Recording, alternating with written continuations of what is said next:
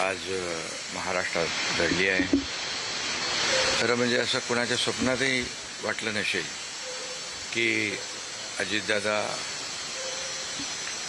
एवढ्या लवकर आपल्यातून जातील. ही महाराष्ट्रासाठी अतिशय दुःखद आणि दुर्दैवी घटना अजितदादांच्या जाण्याने झालेली आहे. खरं म्हणजे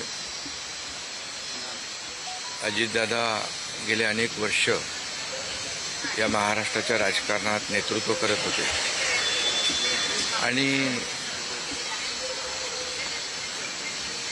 अतिशय परखड स्पष्ट वक्तेपणा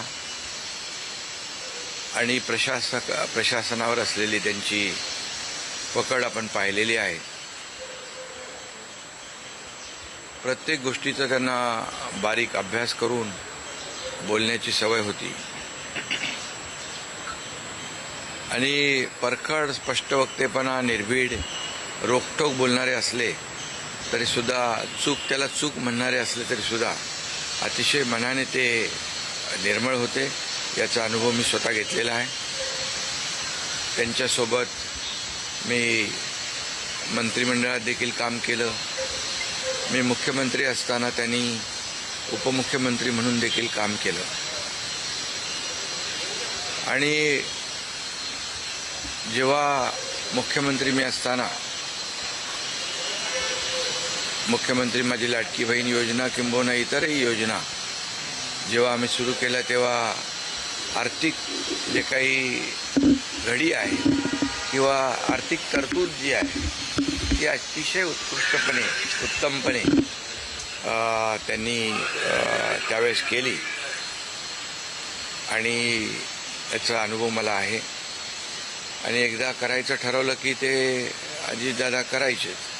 करतो, बघतो, पाहतो असे शब्द त्यांच्या डिक्शनरीत नव्हते.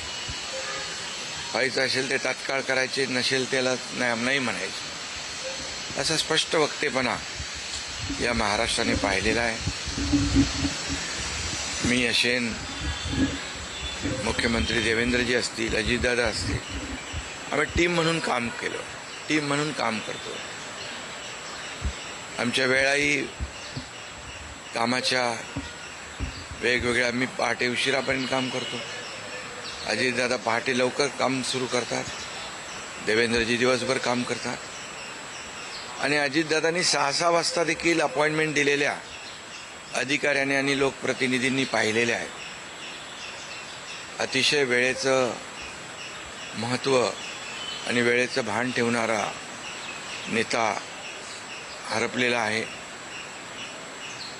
खरं म्हणजे काल परवाच आमची एका कार्यक्रमामध्ये भेट झाली. सरन्यायाधीश आपले भारताचे मुंबईत आले होते आणि ते येण्यापूर्वी आम्ही तिथंच एका चेंबरमध्ये बसलो होतो आणि त्यावेळेस झालेल्या चर्चा, गप्पा गोष्टी, आजही सकाळी जेव्हा मला त्यांची ही घटना कळली तेव्हा तेच समोर त्याच आठवणी काल परवाच्या येऊ लागल्या. खरं म्हणजे माझ्यापेक्षा ते राजकारणात देखील अनुभवी नेते, गेल्या अनेक वर्षापासूनचा त्यांचा अनुभव, वयाने देखील माझ्यापेक्षा ते मोठे होते माझ्या आणि अनुभवाने देखील. आणि म्हणून त्यांना राज्यातल्या अनेक विषयांचा गाढा अभ्यास होता. अनेक विभाग त्यांनी हाताळले होते. याचा राज्याला फायदा होत होता.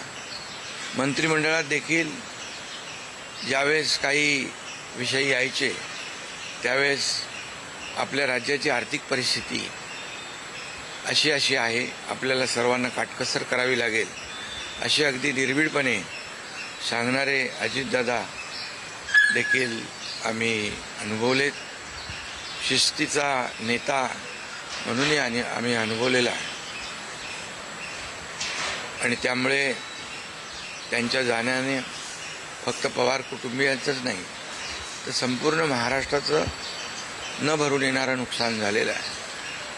आणि माझ्यापेक्षा वयाने मोठे असल्यामुळे एक जी काय आमची गेल्या अनेक वर्षापासूनची जवळीक निर्माण झाली होती, त्यामुळे राजकारणातले आम्ही तिघंजण एक टीम म्हणून काम करत असलो तरीसुद्धा एक मोठा भाऊ हरपल्याची गेल्याची भावना देखील, दुःख देखील माझ्या मनामध्ये आहे आणि मी त्यांना भावपूर्ण